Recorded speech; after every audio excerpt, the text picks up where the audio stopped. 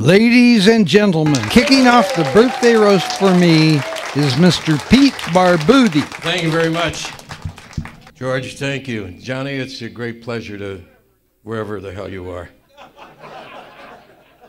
I want you to know that this is, I was sitting at home watching the reruns of Charmed. And so this was a big deal to come down here for this. And I can honestly say this to you, that this is the high point of my career. That's the God's honest truth, John. The low point was working Carnegie Hall with Sinatra. But this is the high point. I want to tell you something about this guy. This is a very modest gentleman. I've known him a long time.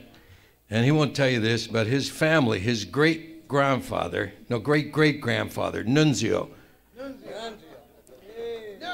who was Sicilian, and actually in World War I, he flew. He was a pilot, an aviator in World War I. They flew those old bi-wing planes, and he fought with the American forces. See, people think that Italy was an enemy. In World War II, they were not on our side. They were against us. They had an army. They never fought,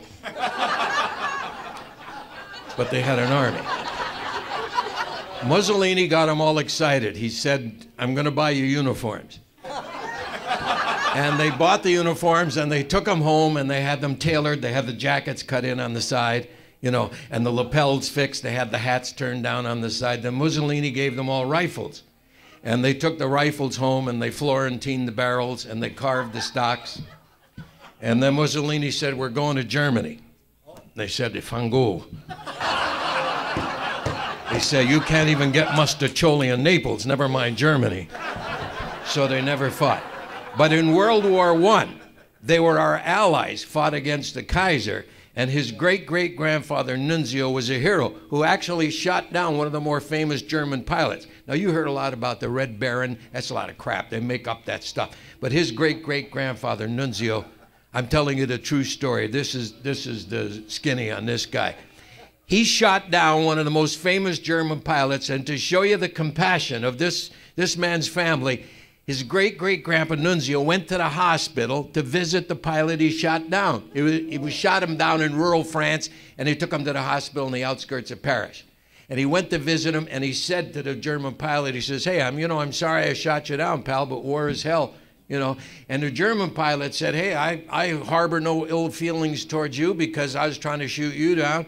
And that's just the way war is, Jack. My only regret is I'll never fly again." Now, great-great-grandpa Nunzio, he was he said, "Oh, yeah, don't worry, you'll be fine. You're going to fly again." And the German pilot said, "No, the surgeon just informed me because of the injuries I suffered when the plane crashed that my foot is very badly damaged and they're going to have to amputate my foot and I won't be able to work the pedals of the airplane." This is a true story. I swear to God, George, this is true. And the German pilot said to Nunzio, he says, "Could you do me a favor?" Now, Nunzio figured he was going to ask for some pepperoni sandwiches or some wine or something. So he said, "Sure, pal, anything you need." And the German pilot, granted he was probably feverish, he said, "I would like, if when the surgeon amputates my foot, if I have it wrapped in surgical gauze, could you take it with you on your next mission? And when you fly over Germany, if you throw it from the plane, I'll know that part of me will again rest on my native soil." And this is a true story, lady. Now, the great-grandpa Nunzio looked at the guy and he said, "The guy is whackable. What the hell, I'll do it." And he did it. Now, I come back to visit. It was about 3 months. Was about 3 months, wasn't it? 2 months. It was 2 months later. This is a true story. He came back to visit and he said to the pilot, "Look, I did what you asked. And I hope in some small way this action of mine has served to buoy your spirits." And the German pilot said, "My spirits were fine till about an hour ago. The doctor informed me that unable to arrest the infection, they are now going to have to amputate to the knee."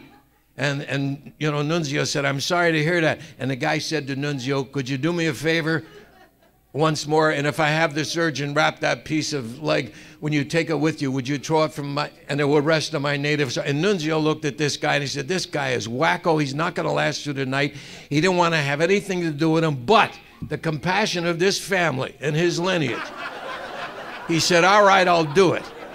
And he did it. Now he come back to visit. What had to be almost a year, wasn't it? No, 2 years. 2 years. It was 2 years. I didn't think it was that long. Time flies.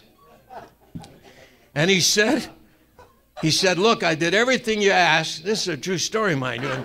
And I hope you're satisfied now, because he was getting bugged with the guy. You know, and the German pilot said, yeah, I was satisfied with everything in life till about 5 minutes ago.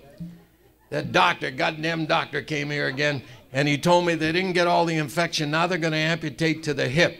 Could I impose upon you once more to take this piece of leg, and when you fly over Germany, throw it from the plane? And boy, great-grandpa Nunzio nailed him right there. He said, hold on, pal, I'm on to you. You're trying to escape. And that's the God's honest truth. It was his great-grandfather, Nunzio. No, it's too late. Anyway, we have a lot